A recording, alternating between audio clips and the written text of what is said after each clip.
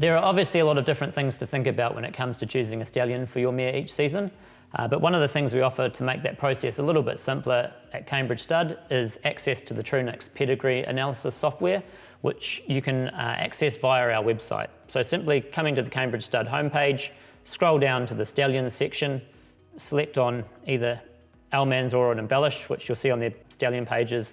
You've got confirmation, pedigree, race record, all of that stuff.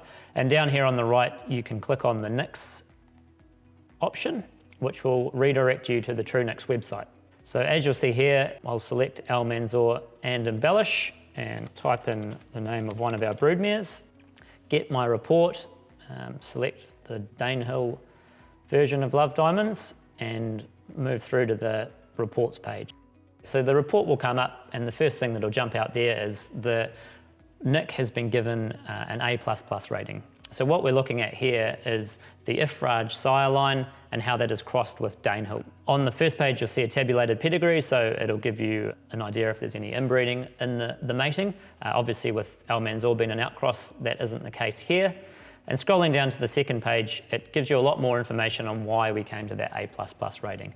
So at the bottom you'll see a list of the most successful horses bred on that cross, and straight away it's easy to see Turn Me Loose and Chrysilium, both Group 1 winners by Ifraj out of Danehill mares. So this mating has been bred along very similar lines.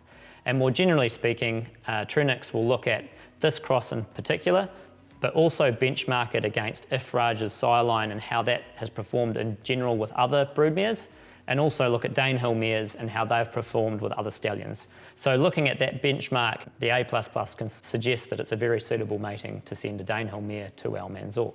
Moving on to Embellish, we get the same report, although as you'll see in this case, the rating is a C+, not quite as good as Almanzor, but certainly on the scale of an A++ to an F, C+ is still above average. Again, a little bit of inbreeding there, Citristrum, nothing out of the ordinary.